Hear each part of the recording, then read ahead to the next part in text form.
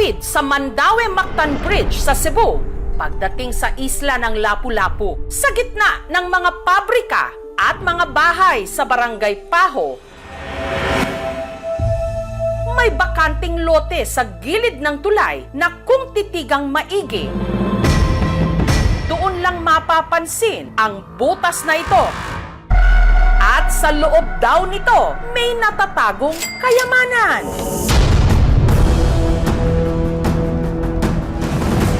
Ang bukana nito, nasa 8 metro lang ang lapad at kapag pinasok,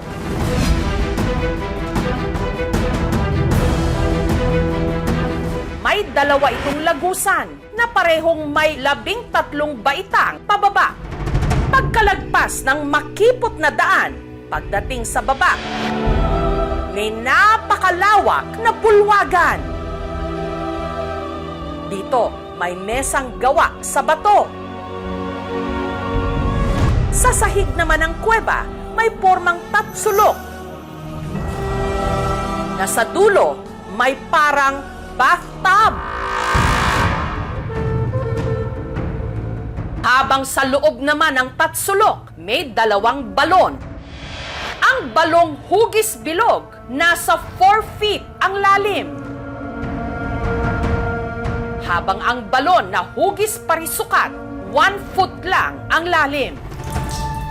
Pagtingala, may rock formation na may tumutulong tubig na sinasalo ng mga balon.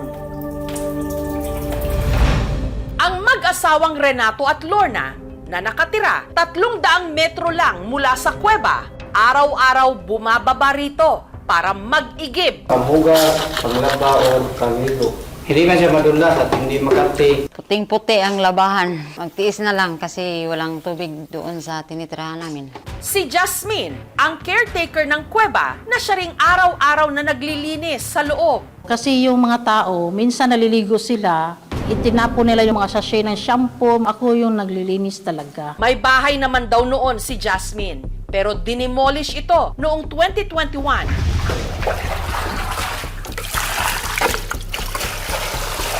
Dahil wala siyang pang-upa o pang-renta, sa kuweba na muna siya solong sumilong. Ang sulok na ito parang pinakakwarto ni Jasmine. Maraming lamok, madilim. Mahimbing talaga ang tulog ko dito. Yung ingay sa labas ay hindi ko maririnig. Hindi naman sila nag-ano sa nakatira ako dito. Hindi na notice ng mga barangay officials at yung city government na merong gumagamit doon sa loob. Hindi naman siya pinagbabawalan. Pinabayaan na lang. Wala namang mga destructive in terms of yung sisira yung cave. Pero sino nga ba ang gumawa ng mga istruktura sa loob ng kuweba? Ayon sa local historian na si Michael, ang kuweba sa Barangay Paho, pinaniniwala ang ginamit noon pang panahon ni Datu Lapu-Lapu. According to oral tradition, yung kuweba na ito is connected to Punta Enganyo. Pwedeng dito dumadaan si Lapu-Lapu. So pwede siya ditong nagtatago from mga kalaban niya. May malaking naging papel din daw ito o kontribusyon noong World War II. Sinasabi ng mga ninuno namin, doon sila nag-stay during the World War II kasi malawak yung nasa loob ng kuweba. Noong dekada 80 naman, dito raw nag-e-ensayo ang mga nag-aral ng martial arts. Ginawang karate club. May ilawan pa nga yun sa loob para during nighttime, pwedeng mag-practice yung mga tao na mahilig sa martial arts. Pero natigil daw ang training nung may isang religious group na nagtatag ng simbahan dito. Ang Ginoo manaa nimo, bulahan Ang God's Doctrine Church. o bulahan man usab ang Mula 1985, dito kami ginawa naming simbahan. Pag lumapit ka lang dito, parang yung mga problema mo, mawawala ba? Ang nagtatag daw ng kanilang simbahan, ang tinatawag nilang si Inday Ala. One time daw, pumunta siya dito sa Lapu-Lapu. Nakita niya itong kuweba. Sabi ng boses na, bumaba ka doon, pasukin mo yung kuweba. Inutusan daw ng boses si Inday Ala na maghukay sa kuweba. Meron daw siyang nadiskubre. Nakita nila yung imahe ng Mahal nga Birhen. Kaya tinawag nila ang kuweba na Cueva de Mayala. Kasi yung Miyala sa Birhen Maria yan eh. Ang grupo, ipinarenovate din ang kuweba. Ang mesang ito na gawa sa bato ang nagsilbi nilang altar. Simbolo to ng Trinidad Santissima, Diyos nga Amahan, Diyos nga Anak, Diyos nga Espiritu Santo.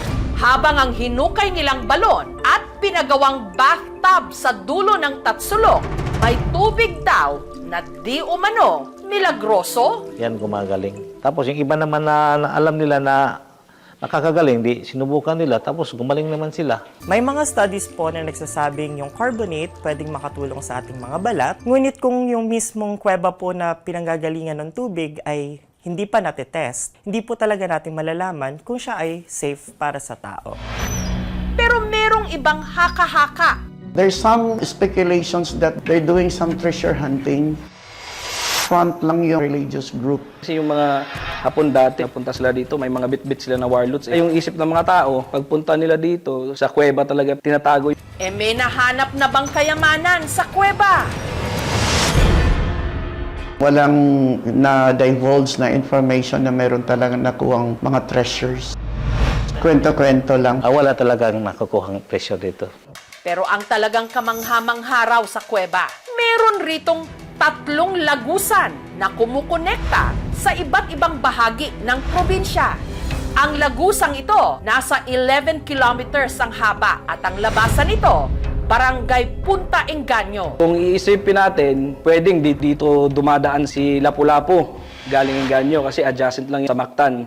Ang pinakamahaba naman sa mga ito, aabot daw ng Barangay Guadalupe na nasa kabilang isla na ng Cebu. Hindi siya imposibleng mangyari, pero delikado pa ganyan. Yung lagusan na yun, talagang dadaan yun sa tubig. Habang ang pinakamaiksi sa mga lagusan, 1.5 kilometers lang. Ang kabilang dulo matatagpuan sa ilalim ng altar ng simbahan ng Birhen sa Regla. Pinuntahan ng aming team ang simbahan ng Birhen sa Regla at kinumpirma nilang dito nga ang tagos ng isang lagusan. Ito yung pintuan ng kuweba papunta pababa. Noong una, yung lumang simbahan pa, dinadaanan nito ng mga tao pumupunta doon sa baba. Pero noong nirenovate na ang simbahan, ito ay sadyang tinakpan nila, ginawa nilang permanently closed para na wala na makakapasok at wala na makakalabas. Kasi slim lang yung margin of error. One wrong move, pwede kayong madisgrasya.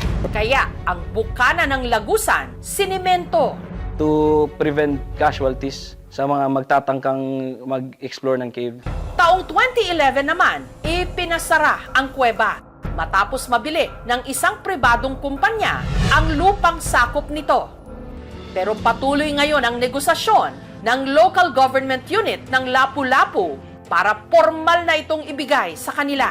If possible, i-donate na lang yung kuweba to preserve the cultural heritage. Kaya kung titignan natin yung actual location ngayon, hindi siya naisama sa fencing. Since the cave is adjacent to the bridge park, it will add attraction to the development of our tourism.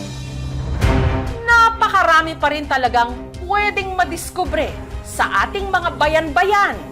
Malay nyo, yung inyong mga dinadaan-daanan lang dyan at hindi pinapansin, may malalim din palang kasaysayan.